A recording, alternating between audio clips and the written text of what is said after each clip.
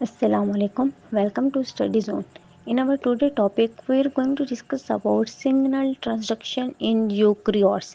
Eukaryotes में signal transaction का process किस तरह से होता है, कौन कौन से स्टेप को फॉलो करते हुए ये प्रोसेस अक्कर होता है एंड कौन से फैक्टर्स इस प्रोसेस में इन्वॉल्व होते हैं, ये सारा हम आज के लेक्चर में डिटेल स्टडी करेंगे.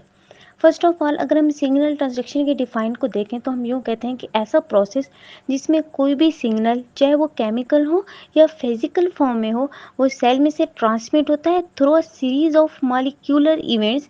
यानी बहुत सारे मॉलिक्यूलर प्रोसेस इस स्टेप में या प्रोसेस में इन्वॉल्व हो रहे होते हैं एंड एट द एंड वो सेलुलर रिस्पॉन्स क्रिएट करते हैं.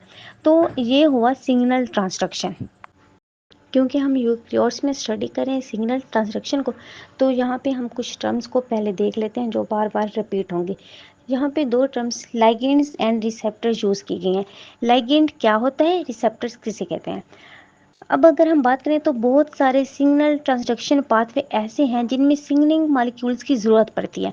इन्हीं सिग्नलिंग मॉलिक्यूल्स को लाइगेंड्स का नाम दिया जाता है कि ऐसा मॉलिक्यूल जो कि सबसे पहले रिसेप्टर के साथ आके बाइंड होता है वो सिग्नलिंग मॉलिक्यूल या लाइगेंड कहलाता है. अब इसकी जब बाइंडिंग होती है रिसेप्टर के साथ तो इसके बाद वो कुछ सीरीज ऑफ इवेंट्स काज करता है जो कि ट्रांसमिट होते हैं और इन द एंड वो सेलुलर रिस्पॉन्स की तरफ जाते हैं या सेलुलर रिस्पॉन्स को क्रिएट करते हैं. तो जब लाइगेंड की बाइंडिंग होती है रिसेप्टर के साथ तो ये रिसेप्टर एक्टिवेशन कहलाता है. इस प्रोसेस को रिसेप्टर एक्टिवेशन का नाम दिया जाता है. रिसेप्टर जो है उसके साथ जब तक लाइगेंड अटैच नहीं होगा वो एक्टिवेट नहीं होगा. अब ये जो लाइगेंड है मोस्टली ये सॉल्युबल इन नेचर होते हैं. सॉल्युबल मॉलिक्यूल्स होते हैं, ये एक्स्ट्रा सेलुलर मीडियम में प्रेजेंट होते हैं जो कि रिसेप्टर सरफेस के साथ बाइंड होता है. रिसेप्टर सरफेस से मुराद प्लाज्मा मेम्ब्रेन की सरफेस है. इन नेचर अगर हम देखें तो जो लाइगेंड्स हैं वो ग्रोथ फैक्टर हो सकते हैं, साइटोकाइनीज हो सकते हैं जो कि सेल की डिवीजन को आगे प्रमोट करते हैं, या कोई नैरो ट्रांसमीटर हो सकते हैं. तो ये थी इनकी एग्जांपल्स के रिसेप्टर्स जो हैं वो डिफरेंट टाइप्स के हो सकते हैं. अब जो रिसेप्टर जैसे कि हमने बात की कि प्लाज्मा मेम्ब्रेन की सरफेस पर रिसेप्टर्स पाए जाते हैं जो कि इनएक्टिव रहते हैं जब तक कि कोई लिगैंड या सिग्नल मॉलिक्यूल आके उनके साथ अटैच नहीं होता. और जैसे ही इनकी एक्टिवेशन होती है ये आगे सिग्नल्स को ट्रांसफ़र करते हैं या ट्रांसमिट करते हैं. तो ये जो रिसेप्टर्स हैं ये इंट्रासेलुलर भी हो सकते हैं और एक्स्ट्रा सेलुलर भी हो सकते हैं. अब एक्स्ट्रा सेलुलर रिसेप्टर्स कौन से होंगे, जो कि इंटेग्रल ट्रांसमेम्ब्रेन्स प्रोटीन्स होंगी. ये जो रिसेप्टर्स होते हैं वैसे मोस्टली ये सारी प्रोटीन्स ही होती हैं जो कि प्लाज्मा मेम्ब्रेन की सरफेस पर प्रेजेंट होती हैं. अब इनको ट्रांस मेम्ब्रेन क्यों कहते हैं, इनको ट्रांस मेम्ब्रेन इसलिए कहते हैं कि इनकी एक साइड जो मेम्ब्रेन की होती है वो आउटसाइड ऑफ द सेल होती है और दूसरी इनसाइड ऑफ द सेल होती है. फॉर एग्जांपल अगर हम एक्स्ट्रा सेलुलर रिसेप्टर्स की एग्जांपल देखें तो यहाँ पे जी प्रोटीन कपल रिसेप्टर्स या फिर tyrosine serine specific protein kinase receptors या इंटेग्रेन्स, ये जो हैं ये हमारे पास एक्स्ट्रा सेलुलर रिसेप्टर्स की एग्जांपल्स हैं. अब डायग्रामेटिकली इनको देखें तो जो लाइगेंड है वो प्लाज्मा मेम्ब्रेन के ऊपर मौजूद रिसेप्टर के साथ बाइंड होता है. ये जो रिसेप्टर साइट है देन ये एक्टिव हो जाती है. अब ये जो रिसेप्टर है ये ट्रांस मेम्ब्रेन है. क्योंकि इसका एक and outside of the membrane है और दूसरा जो एंड है वो इनसाइड ऑफ द सेल है. जब लाइगेंड रिसेप्टर के साथ बाइंड होगा तो जैसे ही ये बाइंड होगा जो सिग्नल है वो ट्रांसमिट होंगे और इन द एंड ये जो रिएक्शन होगा ये फॉर्म ऑफ केमिकल मैसेंजर या ये जो केमिकल मैसेंजर है ये इस सिग्नल्स को ट्रांसफ़र करेंगे और इन द एंड वो टारगेट साइट पर जाके रिस्पॉन्स को शो करेंगे. अब अगर हम बात करें इंट्रासेलुलर रिसेप्टर्स की जो कि सेल की इनसाइड प्रेजेंट होंगे तो उनका कोई भी end outside of the cell present नहीं होगा.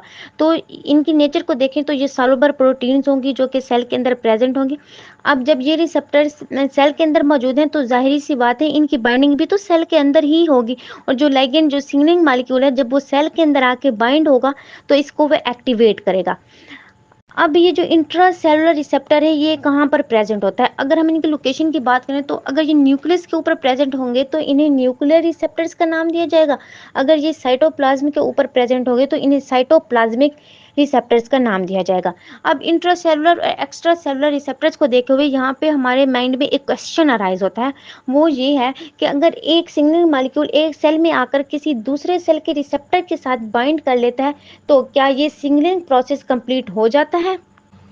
इसको आंसर हम इस तरह से करते हैं कि अगर हम बात करें इंट्रासेलुलर रिसेप्टर्स की, तो जो सिंगल मॉलिक्यूल है इनसाइड ऑफ द सेल ही आके बाइंड होगा और जो जीन्स की एक्टिवेशन होगी वो भी वहीं होगी, तो फिर हमारा आंसर यस में आता है। लेकिन अगर हम एक्स्ट्रा सेलुलर की बात करें तो ये सिग्नल जो है वो ट्रांसमिट होता है through the series of events and इसके बाद जाके रिस्पॉन्स क्रिएट होता है।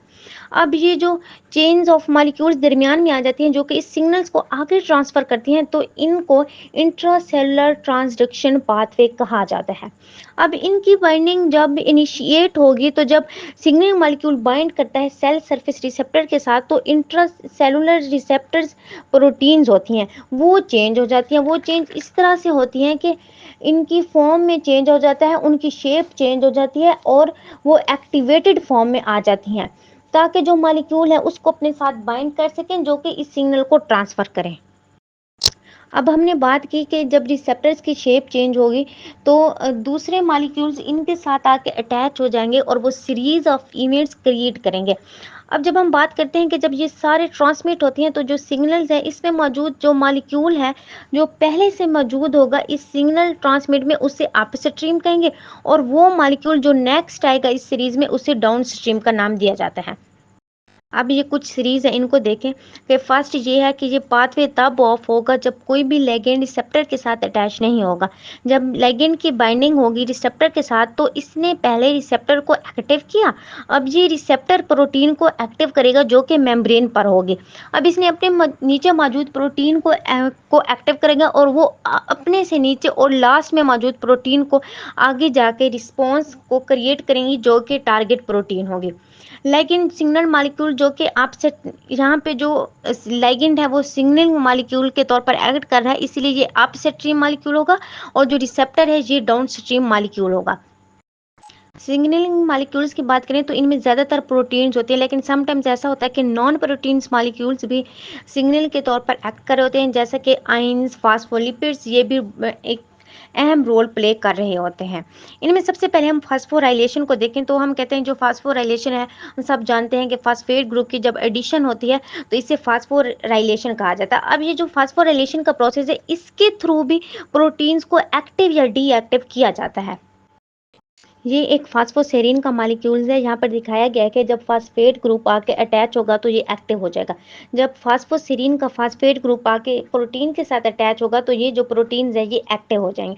अब जो फास्फेट ग्रुप है वो किसी भी जगह पे इस तरह से ये नहीं है कि किसी भी जगह पर जाएगा और जाकर अटैच हो जाएगा, बल्कि इसकी स्पेसिफिक साइट्स होती हैं। इनमें जो 3 अमाइनो एसिड है किसी जिनके साथ हाइड्रोक्सिल ग्रुप अटैच होता है, वो उन्हीं के साथ फास्फेट जो ग्रुप होगा उन्हीं के साथ जाके अटैच होगा। इन अमाइनो एसिड्स में टायरोसिन, थ्रियोनिन और सीरीन शामिल है। फास्फेट ग्रुप को जो प्रोटीन के साथ अटैच करवाता है तो उसके लिए एंजाइम काइनेज यूज होता है। आप देखें कि ये एक डी फास्फो राइलेटेड प्रोटीन है, इसके साथ कोई भी फास्फेट ग्रुप अटैच नहीं है, तो काइनेज एटीपी से एक फास्फेट ग्रुप रिलीज करेगा और बाकी 2 बच जाएंगे जिसे एटीपी कहा जाएगा। अब जो फास्फेट यहाँ से निकला वो प्रोटीन के साथ अटैच होगा, फिर ये प्रोटीन के साथ अटैच होगा। अब ये जो प्रोटीन है ये रिवर्सिबल रिएक्शन भी शो करता है, यानी जब ये फास्फोराइलेज एक फास्फेट को रिमूव करेगा विद द हेल्प ऑफ फास्फोटिडेज, तो फिर प्रोटीन डी फास्फेटेज बन जाएगी। यानी अगर रिमूवल होगा फास्फेट ग्रुप का तो उसके लिए फास्फेटेज को यूज किया जाएगा एंजाइम को, अगर एडिशन होगी फास्फेट ग्रुप की तो उसके लिए काइनेज एंजाइम को यूज किया जाएगा। अब ये जो एंजाइम्स हैं ये फास्फेट ग्रुप को ऐड रिमूव करके प्रोटीन्स की एक्टिवेशन या डीएक्टिवेशन करते हैं। अब नेक्स्ट हम MPAK को स्टडी करते हैं फास्फोराइलेशन के रूल्स को डिस्क्राइब करने के लिए, जिसमें हम एग्जांपल ले रहे हैं ग्रोथ फैक्टर सिग्नलिंग, जो कि बेसिकली एक एपिडर्मल ग्रोथ फैक्टर है जिसमें बहुत सारे काइनेज एक सेलुलर रिस्पॉन्स को क्रिएट कर रहे हैं। अब अगर हम डायग्राम की तरफ देखें तो हमें ग्रोथ एपिडर्मल फैक्टर देखने को मिलता है। अब ये जो सर्कल फॉर्म में डॉट्स मौजूद हैं इनको सिग्नलिंग मॉलिक्यूल कहा जाता है। ये आके रिसेप्टर के साथ अटैच होंगे। ये 2 रिसेप्टर्स हैं, इनके ऊपर 2 सिग्नलिंग मॉलिक्यूल्स की बाइंडिंग भी है।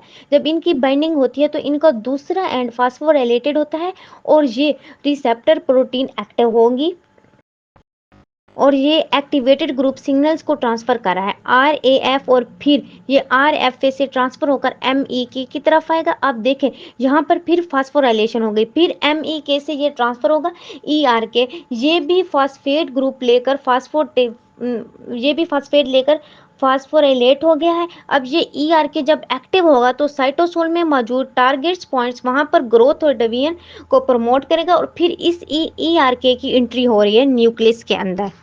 अब जब ये न्यूक्लियस के अंदर आ गया तो न्यूक्लियस में जाकर ये फास्फोराइलेशन ऑफ अदर ग्रुप्स करेगा और ट्रांसक्रिप्शन करेगा और फिर ग्रोथ सेल्स या डिवीजन को काज करेगा।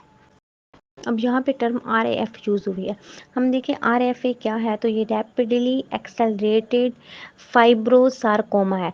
इस तरह से हमने कहा कि ये आर एफ ए आगे जाकर एम ई की को फास्फोरिलेट करते हैं। एम ई के क्या है, तो ये मेलानोमा एक्टिवेटेड काइनेज है और ये आगे जाकर ई आर के को यानी extra cellular signal regulated kinase को एक्टिवेटेड करता है और फिर ये तीनों मिलकर 3 टायर्ड काइनेज सिग्नलिंग पाथवे बनाते हैं जिसे माइटोजेंस एक्टिवेटेड कैस्केड कहा जाता है।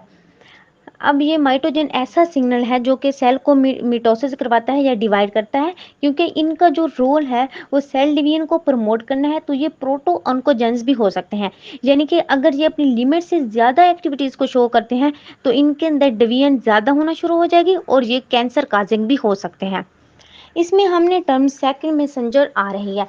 इस टर्म इसे सेकंड मैसेंजर क्यों कहा जाता है? जब रिसेप्टर प्रोटीन्स के साथ कोई भी सिग्नल मॉलिक्यूल आके अटैच होता है तो वो अपनी शेप चेंज कर लेता है। ये पीछे भी हमने बात की, जिसकी वजह से उसके बाद मौजूद जो नेक्स्ट डाउन स्ट्रीम प्रोटीन है वो होती हैं, तो उसके साथ बायोकेमिकल रिएक्शन शो करवाती हैं। इस तरह से एक सीरीज ऑफ रिएक्शन स्टार्ट हो जाता है जिसे सिग्नल ट्रांसडक्शन कैस्केड्स भी कहते हैं और फिर मल्टीपल इंट्रासेलुलर सिग्नल ट्रांसमिट होना शुरू हो जाते हैं। अब ये जो एक्टिवेशन ऑफ रिसेप्टर है can trigger the synthesis of small molecules called as a second messenger, जो फिर सेल के अंदर जाके सिग्नल पाथवे को इनिशिएट करते हैं। फॉर एग्जांपल जो साइक्लिक एएमपी है वो सेकेंड मैसेंजर है। ये सिग्नल ट्रांसमिशन कैस्केड्स में इन्वॉल्व होता है। फर्स्ट जो मैसेंजर है वो तो सिग्नल मॉलिक्यूल्स होते हैं ना, तो देन जो सिग्नल्स को ट्रांसमिट करते हैं वो सेकेंडरी मैसेंजर्स होते हैं। सिर्फ लेगेंड्स ही सिग्नल्स में इन्वॉल्व नहीं होते, सेकेंडरी मैसेंजर्स भी होते हैं जिनमें calcium ion, cyclic AMP, triphosphate, inositol जो कि फास्फोलिपिड्स के बने होते हैं, ये भी सिग्नलिंग प्रोसेस में इन्वॉल्व हो रहे होते हैं। अब यहाँ पे पॉइंट ये देखने को मिलता है कि साइटोसोल में तो कैल्शियम आयन्स की कंसंट्रेशन कम हो जाती है, तो फिर सिग्नल प्रोसेस के लिए कैल्शियम आयन कहाँ से आते हैं? तो ये जो आयन हैं ये एंडोप्लाज्मिक रेटिकुलम में स्टोर होते हैं। इसके बाद ये ligands gates calcium ions channels को ओपन हो जाते हैं। जैसे ही ये चैनल्स ओपन होते हैं तो जो higher level of calcium ions हैं वो outside of the cells present होते हैं, जो कि साइटोप्लाज्म की तरफ फ्लो करते हैं और इनकी जो साइटोप्लाज्म के अंदर कंसंट्रेशन है वो इंक्रीज हो जाती है और ये जो कैल्शियम आयन्स हैं ये सेकेंडरी मैसेंजर के तौर पर एक्ट करते हैं। अब अगर हम साइक्लिक ईएमपी को देखें तो ये भी सेकेंडरी मैसेंजर के तौर पर ही एक्ट कर रहे होते हैं। एक एंजाइम जो कि एटीपी को सीएमपी में कन्वर्ट कर सकता है। इस एंजाइम को साइक्लेज एडेनिल कहा कहते हैं। इसे इसलिए कहते हैं कि इस एटीपी में मौजूद 2 फास्फेट ग्रुप को रिमूव कर देगा और जो थर्ड फास्फेट होगा इसे शुगर के साथ जाके अटैच करवा लेगा, तो साइक्लिक शेप या इसे रिंग फॉर्म में ले आएगा। अब ये जो एटीपी है ये एंजाइम फास्फेट को चेंज करके कन्वर्ट करके सीएमपी में ले आएगा। सीएमपी एक ऐसा एंजाइम है, सीएमपी एक एंजाइम प्रोटोकाइनेज को एक्टिवेट करता है। प्रोटीन काइनेज ए में वैरायटी ऑफ सेल्स पाई जाती है, इसलिए इनका जो टारगेट होता है वो डिफरेंट होता है। सीएमपी जो कि सिग्नल्स को फिर टर्न ऑफ किया जाता है। फास्फोडाइएस्टर एंजाइम्स जो कि रिंग को ब्रेक करता है इसे एएमपी में कन्वर्ट कर देता है। यहाँ पर देख सकते हैं कि जो लेगिंड्स हैं वो आके अटैच हो रहे हैं रिसेप्टर के साथ और ये साइक्लेज एडेनिल है, ये एटीपी को सीएमपी में कन्वर्ट कर देता है और फिर सीएमपी एक प्रोटीन काइनेज ए के साथ बाइंड होता है, तो फिर ये इसे इनएक्टिव से एक्टिव कर देता है और फिर ये एक्टिव पार्ट सेलुलर रिस्पॉन्स को शो करता है। नेक्स्ट हम देखा कि इनोसिटोल ट्राइफॉस्फेट भी सेकेंडरी मैसेंजर के तौर पर एक्ट करता है। जब हम बात करते हैं फास्फोलिपिड की तो हम कहते हैं कि ये प्लाज्मा मेम्ब्रेन का स्ट्रक्चर कंपोनेंट होता है, लेकिन इसके अलावा ये सिग्नल मॉलिक्यूल के तौर पर भी रोल प्ले कर रहा होता है। अब ये जो फास्फोलिपिड हैं जिन्हें हमने फास्फोटाइडिनोसाइटोल्स कहा है, ये पहले फास्फोराइलेटेड होते हैं, फिर ये हाफ्स में डिवाइड हो जाते हैं और फिर दोनों फ्रेगमेंट्स के तौर पर एक्ट करते हैं एंड सेकेंडरी सेकंड मैसेंजर के तौर पर एक्ट करके सिग्नल के प्रोसेस में इन्वॉल्व हो रहे होते हैं। ये था डिटेल्ड कि किस तरह से ये प्रोसेस होता है। अब अगर हम इनमें सेलुलर रिस्पॉन्स को देखें तो जो जीन है वो एक्टिव होगा और सेलुलर रिस्पॉन्स को इसमें इंक्लूड होते हैं। सेल जो है वो रिस्पॉन्स इस तरह से शो करता है कि कुछ जीन्स को एक्टिव करता है और कुछ का मेटाबॉलिज्म चेंज करके एक्टिवेटेड जो जीन होते हैं उनको सेलुलर लेवल पर इफेक्ट होता है। ट्रांसक्रिप्शन फैक्टर्स भी कुछ ऐसे होते हैं जो कि ट्रांसक्रिप्शन करते हैं और प्रोटीन्स बनाते हैं और इन जीन्स को एक्टिव करके रिस्पॉन्सेज को प्रोड्यूस करते हैं। तो ये था कि यूकेरियोट्स में सिग्नल का प्रोसेस ट्रांसक्रिप्शन के थ्रू भी हो सकता है एंड डिफरेंट मैकेनिज्म के जरिए हमने देखा कि किस तरह से होता है।